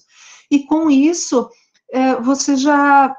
Eu até hoje não encontrei, pelo menos, ninguém que na qualificação tenha tido um tema e depois ele tenha modificado. As pessoas, às vezes, mudam a delimitação, assim, mas eu nunca peguei essa situação, assim, de mudar do joio para o trigo, sabe? Claro que a gente pode mudar, só que aí tem que analisar essa contingência do tempo. Você não tem ad eterno para desenvolver. E até porque o tempo, agora está sendo discutida essa relativização dentro das áreas de avaliação da CAPES, mas o tempo, ele era um indicador de desempenho do fluxo discente junto aos programas, então ele era um balizador da avaliação. Se esse critério cair por terra, mesmo assim, observe, mesmo assim, ele impacta no fluxo, porque aí, se eu estou orientando o Kelber por 4 anos no mestrado, significa que outra pessoa não entrou, né? Então, tem o fluxo que deve ser considerado, né? A nossa capacidade de formação de mestres e doutores. Então, tudo isso, assim, é muito sensível nesse universo da pós-graduação, é muito pertinente das suas questões. Isso dá um artigo, Kelber. Só por curiosidade, Gil, grande parte do seu material eu uso na disciplina, né? Uma das que você ministra aqui, eu humildemente, né, engatinho nessas questões de docência no ensino superior. Aí, quem sabe, daqui a pouco a gente pesquisa isso daí e escreve algo, então. Que legal, que legal. Agora, de forma não presencial, você pode me convidar para um dia participar da aula.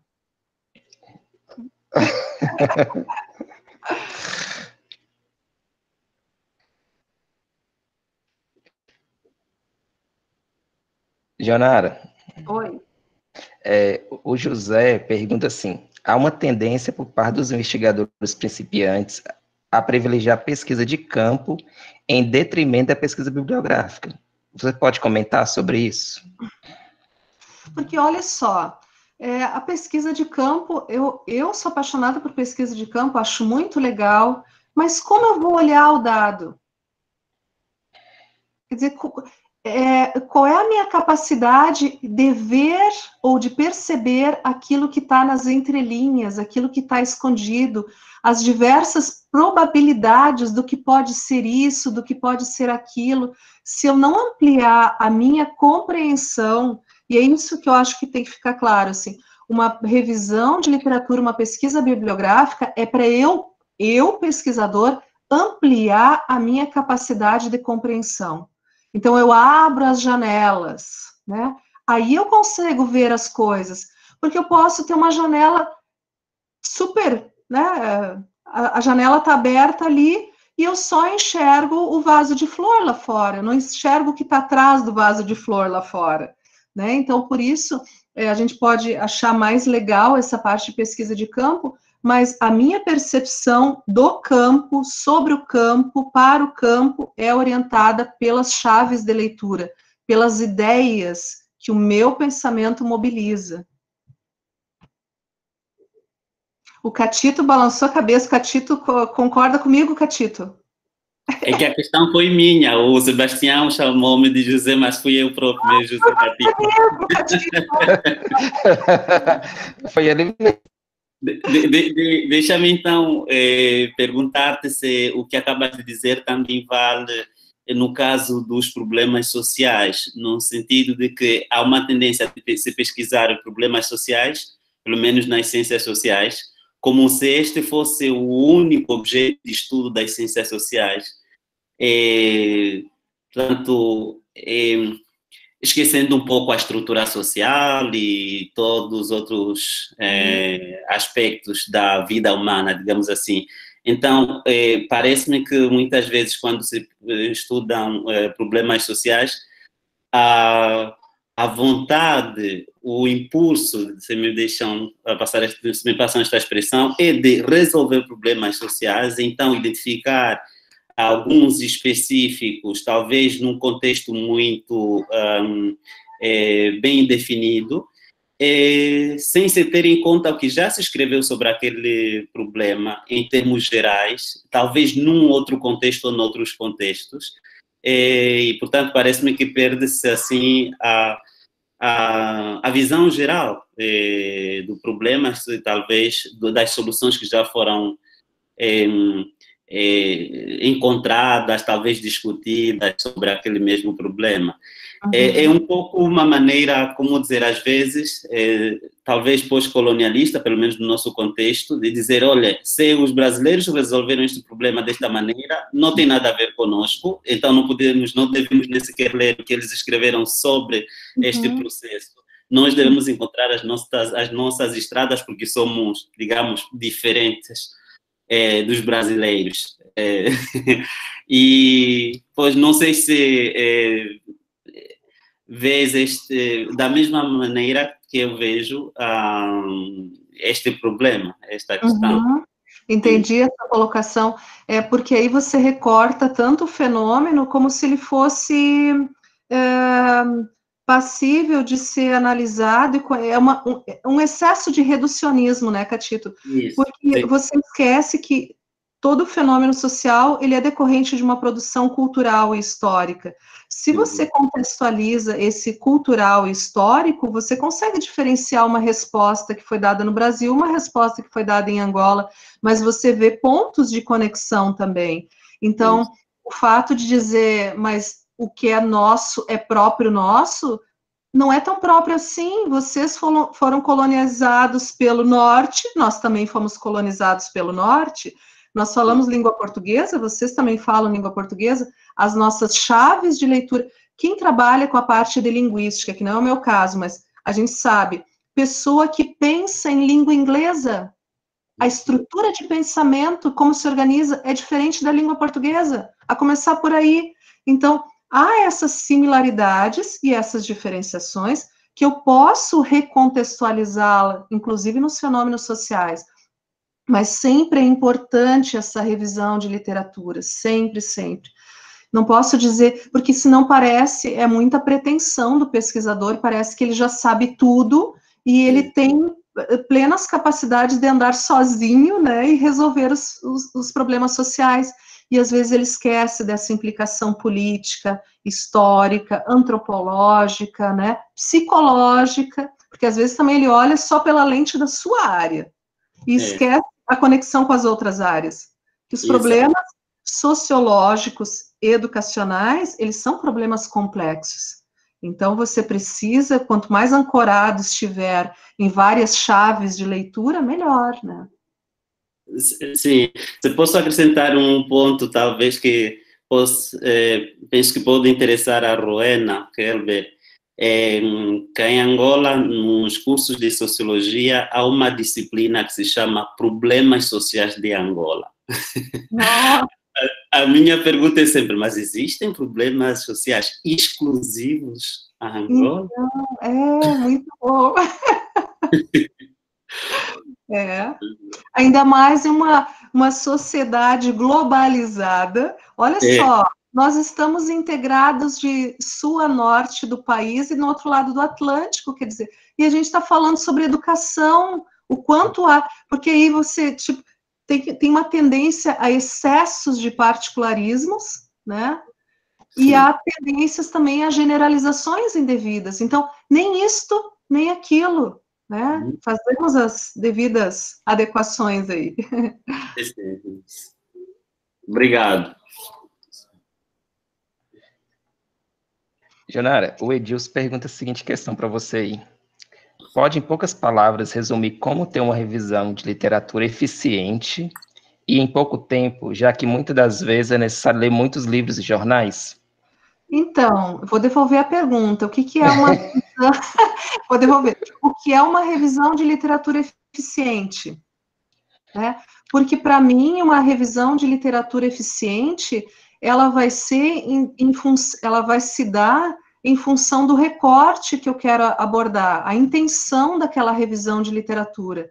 Porque se eu tenho um objeto bem delimitado, talvez poucas referências deem conta.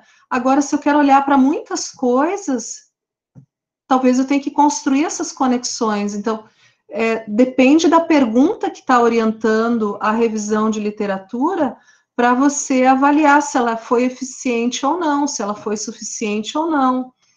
Mas então, tenta delimitar a pergunta, os objetivos e focar naquilo que é nuclear nesse momento, né? Por exemplo, volta à questão do currículo. Se você está fazendo um estudo sobre currículo ou um estudo sobre gestão universitária, você vai focar nesse macro conceito.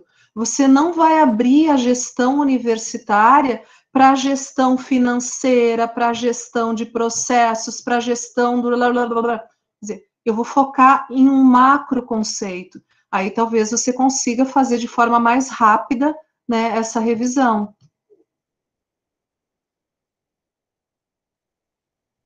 Só mais um momento. Tem mais uma pergunta aqui, e o Yuri pergunta assim. Só voltar aqui, que eu achei que dei. Sim. Professora, o que na sua prática e experiência você já identificou como falha na revisão executada principalmente na pós-graduação? Por que eu me identifiquei tanto com a construção ali da Alves? Porque todos aqueles modelitos ali eu já assim, na avaliação de trabalhos. E o que mais, mas assim, o que é mais incidente na minha experiência de avaliação de dissertações e teses é o descolamento do referencial teórico, do referencial bibliográfico, da revisão de literatura, da análise dos dados. É o maior pecado que eu observo, assim, de não articular com a análise dos dados. Referencia lá na revisão de literatura 20 autores e depois na análise dos dados traz 2 para a conversa. E às vezes 2 que nem tem tanto a ver com o que está sendo discutido. Né? Então, essa dissociação acho que é o principal problema. Porque aí na análise dos dados o estudante fica muito no achômetro, no seu julgamento valorativo, ele não busca uma argumentação sustentada, né? Então, que é uma construção super importante. Aqui no chat nós já encerramos as perguntas. Só verificar aqui. Mais alguma pergunta, pessoal? Certo, eu tenho uma pergunta muito rápida. Desculpa estar a fazer muitas perguntas agora, mas a minha pergunta é relacionada com bias. Muitos investigadores, eles têm as suas próprias agendas quando estão a investigar ou quando querem defender uma tese. Eles têm uma ideia da sua própria agenda, do que é que o resultado é. Então, como comparar ou acessar que um investigador está biased na sua research ou no que ele quer fazer? Então, como tem conta, como delinear a agenda de alguém, a suscetibilidade do projeto que está a fazer, como analisar que não está a ser bias, e ele usou todas as ferramentas de contraditório, de análise, isso tudo. Edilson, eu não sei se eu entendi muito bem a sua pergunta. Catito, você compreendeu bem a pergunta? Sim, penso que sim. O Edilson pergunta de que maneira se pode perceber se o investigador, com a ajuda do orientador, satisfez os requisitos de diálogo com os autores, as teorias, os conceitos básicos que norteiam, ou que podem orientar o trabalho, e desta maneira saber-se que ele não foi tendencioso, preconceituoso. E a base da sua pergunta é que há orientadores que já têm as suas agendas de investigação e então não são suficientemente abertos, flexíveis, a ponto de permitirem trabalhos que não se encaixam digamos, na sua linha, portanto, são preconceituosos. Eu acho que ele usou a expressão biased em inglês, biased com preconceito. Não sei se traduzir bem o pensamento. Sim. Eu acho que eu entendi, por exemplo. Então, bem complexa essa questão, porque, por exemplo, deixa eu resgatar aqui. Sobre os critérios de avaliação, se foi suficiente ou não. Eu volto a dizer que depende da pergunta de pesquisa e dos objetivos. Então, se eu tinha como intencionalidade comparar para chegar a determinadas emergências, se eu resolvi isso por meio da análise que fiz, satisfez. Se eu tenho, por exemplo, na pergunta, eu quero identificar pontos fortes, pontos fracos, e eu consegui fazer isso, pelo menos alguns elementos, eu também diria que eu consegui satisfazer. Então, eu sempre vou olhar, vou fazer a avaliação com base nas perguntas e objetivos. Por exemplo, quando eu avalio uma dissertação, ou tese, até mesmo um artigo científico, o que eu pego primeiro? Qual foi o propósito da escrita, da pesquisa, e aonde chegou? Então, eu já vou lá nas considerações finais, para ver se respondeu ou se não respondeu, né? Porque eu posso ter anunciado lá no início do texto, na introdução, uma pergunta e determinados objetivos, e lá nas considerações finais eu não retomo, não volto a respondê-las, né? Eu preciso trazer elementos para essa resposta. E aí é claro que cada instituição também tem os seus protocolos de avaliação, critérios de avaliação, mas para mim, de modo geral, eu considero isso. Respondi a pergunta, atendi aos objetivos pretendidos, tá ok, satisfez. Agora, em relação a essas questões de preconceito epistemológico, vou colocar assim, né? No nosso caso aqui no Brasil, eu não sei até que ponto isso é tão evidente depois que o estudante ingressou. Vou tentar explicar. Por exemplo, aqui, quando o estudante ingressa no mestrado e doutorado, ele já tem conhecimento do que o seu possível orientador investiga. Então, por exemplo, eu já sei que aquele professor, ele tem uma predileção por estudos de aprendizagem cognitivista. Ele não orienta estudos pós-estruturalistas. Então, eu, como interessado em ter a orientação, eu já vou me adequando àquele que eu pretendo que me oriente, né? Não vejo tanto isso. E aí, a questão de abertura e de flexibilidade do docente é muito particular, né?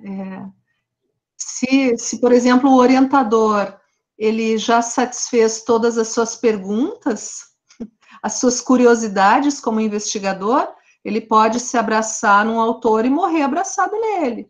Agora, se eu entendo que eu preciso me refazer, que o conhecimento está em movimento, que eu preciso, aí busco o prefixo re do Edgar Morin, né? Que eu preciso me reconstruir, né? Me refazer no processo de investigação, e investigação é uma possibilidade para a gente se reinventar, eu vou acessar outras construções.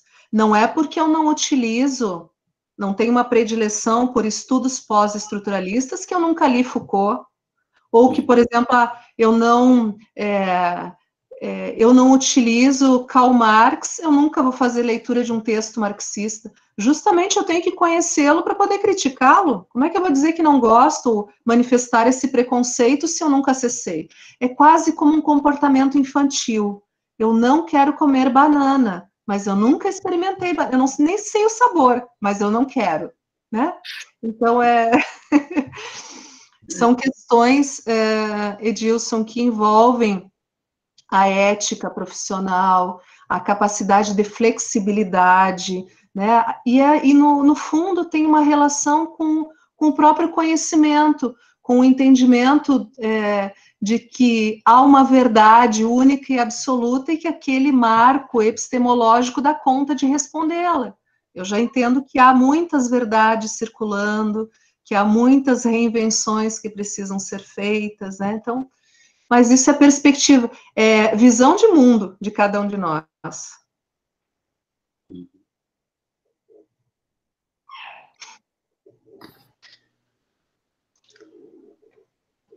Jonara. Oi. O áudio está saindo aí? Tá saindo sim. Uhum. Sim? Sim. É porque teve uma falha de conexão aqui, apareceu, sua conexão está fraca. A Maria Fernanda pergunta assim, como colocar a experiência profissional ou de vida no trabalho dialogando com os referenciais no texto? Deixaria o trabalho mais valorizado ou menos valorizado? Isso é bem relativo, Maria Fernanda, porque depende qual experiência profissional, entendeu? Se, por exemplo, que tudo tem que ser colocado no contexto, né? Porque se o problema de investigação, por exemplo, ele nasce da sua experiência profissional, eu entendo que é super pertinente eu conhecer a sua experiência profissional. Agora, se o problema, ele não nasceu da experiência profissional, você vai fazer uma narrativa de vida que é uma narrativa de vida, mas ela é um apêndice do seu trabalho, entende? Então, se é mais valorizado ou menos valorizado, aí depende dessa situação, de como se coloca. Para mim, se tiver conexão com a pergunta, com o problema, tá tranquilo. Mas, se não, você tem que avaliar o quanto... E até mesmo a cultura, a tradição do programa de pós-graduação, tem programas que trazem isso culturalmente. Tem a primeira parte, uma narrativa, uma espécie de memorial, né, da pessoa, mas que às vezes não fala nada sobre o seu objeto de investigação. Sobre essa questão, nós teremos em novembro a presença da professora Maria Inês, lá da Unicamp, que trabalha com história de vida, legal. Enquanto metodologia de pesquisa. Então, se a Maria Fernanda, eu acho que é Maria Fernanda? Maria Fernanda quiser participar, já está convidada também. E aí, Jonara, você falando essa questão, é uma discussão que eu tenho bastante com meus orientandos em relação a essa apresentação no começo do TCC, né? E até mesmo as bancas que estão participando de dissertação de mestrado, muitos partem assim, esse problema surge a partir de uma realidade específica que eu vi na escola, né? E aí, quando você vai tentar articular como que surgiu essa problemática, você não encontra, fica totalmente uma narrativa solta, né, igual você falou, sem nexo com a proposta, e aí eu lembrei até daquela parte, o que não fazer, né? Eu peguei uma dissertação esses dias, que a aluna, ela estava pesquisando as memórias de uma escola de Goiás, e aí ela fala que isso surge a partir da história de vida dela, enquanto aluna daquela escola, tudo, e aí a gente foi perguntar de onde surgiu o problema, a partir de quê, né? O que você viu nessa escola que deu vontade de fazer essa dissertação de mestrado? Aí ela, na escrita, a todo momento, trazendo referencial, e ela se sumiu, né, nessa narrativa toda. Então, ficou uma narrativa vazia, sem conexão, sem coerência, né? E você falando a questão da linguística, eu estava conversando com a Domingas, né? Assim, Domingas, nós somos da mesma área, então vamos dialogar aqui. Essa questão da produção da revisão da literatura, eu acredito também depende muito da função que você tem, enquanto leitor e produtor de texto, né? Igual você falou, se você não tem uma prática de leitura, e tem que fazer um estadarte, uma revisão da literatura, uma revisão sistemática, primeira coisa é você falar assim, eu vou desistir disso. Alguns alunos já chegam para mim e falam assim, professor, eu não vou dar conta, né? E aí, quando você vai trazer as fontes, os bancos de dados, eu entendo também que muitos alunos aí da graduação que estão conosco participando, eles falam assim, professor, eu fui na biblioteca e cacei o livro por esse tema. Eles vão lá, pegam a capa, olha, formação de professores, e vai juntando os livros, né? Aí eu falo assim, mas você vai fazer o que com esse tanto de material, né? Então, quando a gente vai fazer a revisão da literatura, a primeira coisa que eu falo com eles é, leia primeiro o resumo desse trabalho, vê se realmente ele vai contribuir com sua produção, né? E aí, quando você tenta articular os autores não conversam, a metodologia não tem uma coerência que você propõe, né? Teve um aluno que foi trabalhar uma pesquisa com memorial comigo, e aí no memorial, na verdade, ela não fez um memorial, né? A gente trabalhou a técnica de memorial, tudo. Ela falou, não, professor, achei mais fácil fazer o questionário. Ou seja, a metodologia toda que a gente construiu, ela negou, entendeu? Então, assim, porque as pessoas, não vai ficar falando da vida do outro, tal, então o questionário eu aplico e a pessoa me dá a resposta. Então, acho muito interessante essas questões, e aí essas dimensões também epistemológicas, acho que é fundamental também se pensar, e só um aqui, pessoal, já passei a lista de frequência, o link, por favor, assinem. Somente através desse link eu vou conseguir ter acesso ao e-mail de vocês para encaminhar o material que a professora Jonara passar.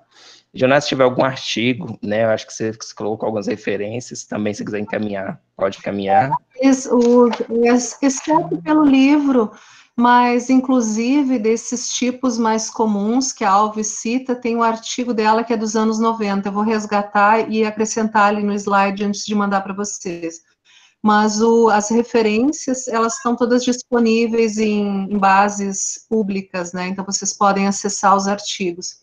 Eu queria só complementar ali ainda, enquanto você falava, a pergunta da Maria Fernanda, por exemplo, se eu estou desenvolvendo uma pesquisa narrativa, é fundamental a colocação do pesquisador na narrativa, tá?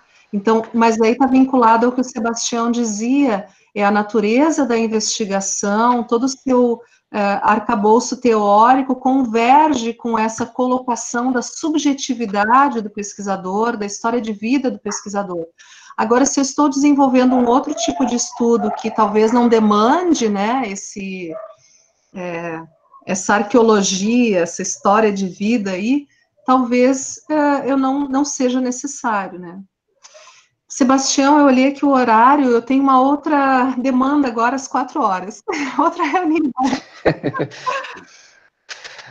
Pessoal, mais alguma pergunta? Então já podemos encerrar. Jonara, os colegas de Angola. Eu queria agradecer, então, antes de sair aí, as nossas agendas agora, o bom é que a gente não precisa sair para outro lugar, né? Eu continuo no mesmo lugar, só abro outra tela. Mas queria agradecer aí o convite dos colegas, né? Me coloco à disposição para outros diálogos futuros e esse trabalho de construção, de revisão de literatura, referencial teórico, é um trabalho que a gente vai aprendendo fazendo, assim, não... Há uma polissemia mesmo, como eu dizia inicialmente, na literatura, então você também precisa identificar com qual desses eu tenho mais familiaridade, qual desses eu me sinto apto a desenvolver, né, e conhecer este processo, conhecer as limitações também que eu tenho de interpretação, de sistematização, e buscar essa superação. Então, tudo são habilidades que a gente vai desenvolvendo, especialmente quando fala em revisão de literatura, habilidades de leitura escrita e organização, né? Então, no exercício a gente vai melhorando aí, mas tem que ter essa abertura, né, de você estar nessa situação de sujeito aprendente, seja você estudante, seja você professor. Jonara, te agradeço pela sua participação, foi uma tarde maravilhosa, acredito que todos estão aqui vislumbrados, com tanto aprendizado, né, e eu acredito que essa pandemia tem criado esses laços, né, algo que se perdeu no processo, porque aproximar essas discussões, essas reflexões, né? Acho que no dia a dia, na correria, a gente se perde também. Gostaria também de agradecer a participação de todos, só colocar novamente, por favor, assinar a lista de frequência, que já está no link no chat. Alguns informes, no dia 22 de outubro, nós teremos a professora Giovana Mello, da Universidade Federal de Uberlândia, que estará falando sobre análise de conteúdo na pesquisa, né? Então, algo que está sendo aí bastante debatido. Nós já tivemos sobre a análise do discurso, com a professora